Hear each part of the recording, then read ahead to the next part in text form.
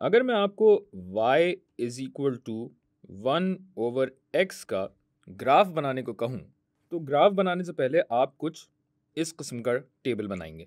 ये x, ये y। जब x 1 है तो y क्या होगा? 1/1 1। और जब x 2 होता है तो y क्या हो जाएगा? हाफ, यानी 0.5। और जब y 3 है तो ये हो जाएगा 1/3, जिसको अगर मैं डेसिमल में लिखूं तो ये हो जाता है 0.33। और जब x 4 होता है तो ये हो जाएगा 1/4, यानी चौथाई या 0.25। और ग्राफ की कुछ ऐसी शक्ल बनती नज़र आती है।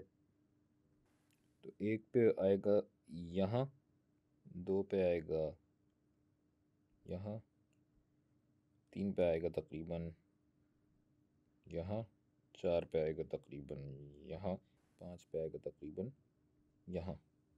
और हमें x की बढ़ती हुई वैल्यूज़ के साथ y 0 के करीब जाता हुआ नज़र आता है। यानी अगर x बहुत ही बड़ा हो जाए, इतना बड़ा कि हम इसका अंदाज़ा ही न लगा सकें, तो हम कहते हैं कि x लामहदूद या इन्फिनिट हो चुका है, जिसको इस साइन से दिखाया जाता है।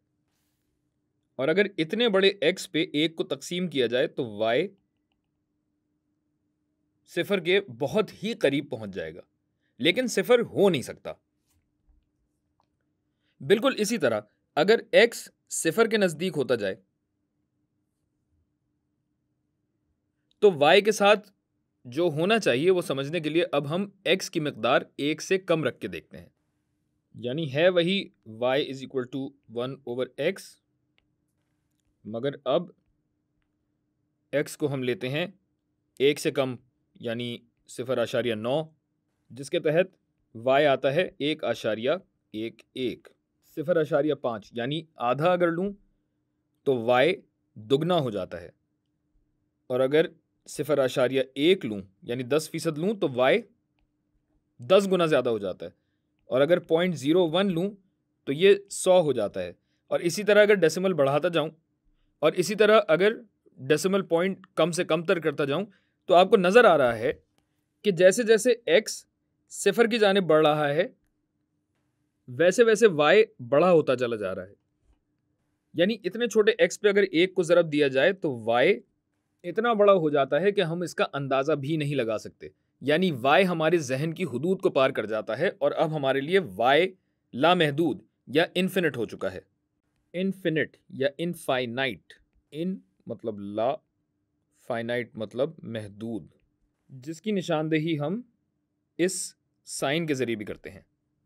अब चक्कर ये है कि इन्फिनिटी या इनफाइनाइट कोई एक नंबर नहीं है, बल्कि कोई भी नंबर हो सकता है जो कि इस कदर बड़ा है कि हम उसे बयान भी नहीं कर सकते, उसका तआयुन भी नहीं कर सकते, यानी गैर मुतअय्यन या अनडिफाइंड नंबर है।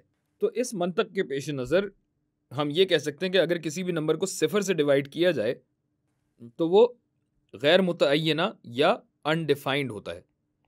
अब आप कहेंगे कि भाई इसका मैट्रिसेस से क्या ताल्लुक? तो मैं आपको याद दिलाता चलूं कि मैट्रिक्स ए जो कि था ए बी सी डी, यानी कोई भी नंबर हो सकते हैं, इसका इन्वर्स निकालने के लिए हमें ए के एडजॉइंट को ए के डिटर्मिनेंट पे तकसीम करना होता है। और ये आप जानते हैं कि हो जाता है 1 डिटर्मिनेंट ज़रब D A minus B minus C, जो कि इसका एडजॉइंट है। और ए का डिटर्मिनेंट आप जानते हैं कि होता है A D minus B C. और हम कह ही रहे हैं कि अगर ये डिटर्मिनेंट 0 आ जाता है, अगर ए का डिटर्मिनेंट 0 आ जाता है तो ए एक सिंगुलर मैट्रिक्स कहलाता है। मतलब ये कि ए के सिंगुलर मैट्रिक्स होने की शर्त ये है कि A D minus B C 0 के बराबर होना चाहिए। और अगर मैं इसे उधर ले जाऊं तो ये हो जाएगा A D is equal to B सी।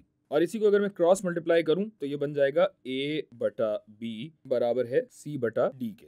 यानी अगर मैट्रिक्स A में A और B का तनासुब C और D के तनासुब के बराबर है, रेशो के बराबर है, तो हम बराह रास्त बता सकते हैं कि A एक सिंगुलर मैट्रिक्स है, यानी इसका कोई इन्वर्स नहीं होगा।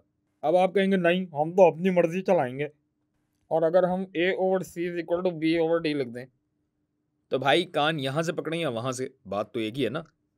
आपको याद होगा कि मैट्रिसेस की सबसे पहली वीडियो में मैंने कहा था कि मैट्रिसेस साइमल्टेनियस इक्वेशंस के हल निकालने में बेहद कारआमद साबित होते हैं। तो फर्ज कीजिए कि A दो अदद लिनियर इक्वेशंस की नुमाइंदगी कर रहा है, यानी सूरत हाल कुछ यूं है कि A B C D ये X ये Y ये बराबर है E और F के।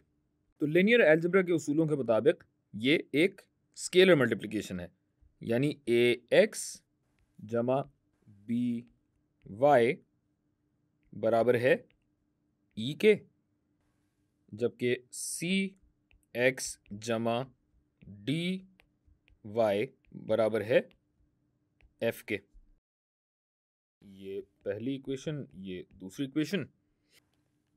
अब इन दो इक्वेशंस का हल या सोल्यूशन निकालने का मतलब होता है कि एक ऐसा पॉइंट या नुक्ता जो इन दोनों इक्वेशंस की लाइंस पर मौजूद हो, यानी जहां इन दोनों इक्वेशंस की लाइनें मिलती हों, ये इन दोनों इक्वेशंस का सोल्यूशन या रूट भी कहलाता है। तो अगर हम इन दोनों इक्वेशंस में y को सब्जेक्ट बना लें तो ये हो जाएगा माइनस A बट्टा B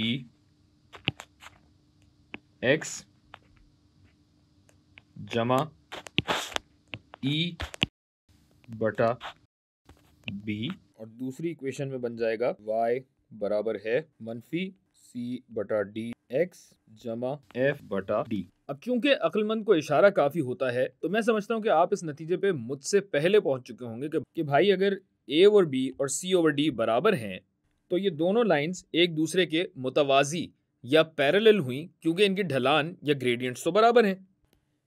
आपको ऐसे तो यकीन आएगा नहीं, मानेंगे नहीं, हम भी घर तक पहुंचाएंगे आपको।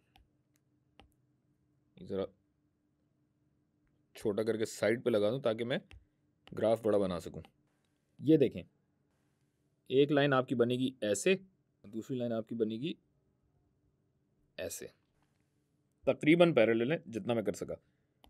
ये हो गया आपका y इंटरसेप्ट E बटा B, इसका y इंटरसेप्ट हो गया F बटा D। यानी ये लाइंस जितनी भी लंबी बना लें ये दोनों एक दूसरे से कभी भी नहीं मिलेंगी और इन दोनों साइमल्टेनियस इक्वेशंस का कोई हल नहीं निकलता। यहां ये भी वाजे करता चलूं कि अगर कहिए कि E over B F over D के बराबर है, क्या बात है भाई, एक जैसी लाइनें बनी, तो ये दोनों लाइनें एक जैसी होती हैं, बल्कि एक ही हैं, जैसा कि आप देख सकते हैं। दूसरे अल्फाज में X और Y लातादाद मकामात पर मिल रहे होते हैं, हर मकाम पे मिल रहे होते हैं, और इन साइमल्टेनियस इक्वेशंस के लातादाद जवाब होते हैं।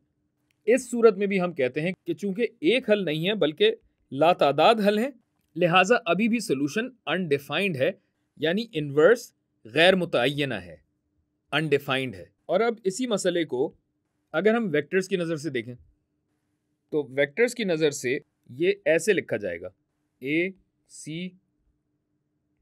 X जमा B D Y, ये होगा, इसका रिजल्टेंट निकलना चाहिए E F। तो अब क्या X और Y का कोई ऐसा कॉम्बिनेशन मौजूद है जिसके जरिए वेक्टर AC और वेक्टर BD का रिजल्टेंट वेक्टर EF बने? अब ये सिर्फ उस सूरत में मौजूद है कि अगर AC और BD बराबर ना हो। छोटा कर दूं, देखें, फर्ज कीजिए कि ये A है और इसे मैं कहता हूं कि C है, तो मेरा वेक्टर तकरीबन यहां कहीं बनेगा।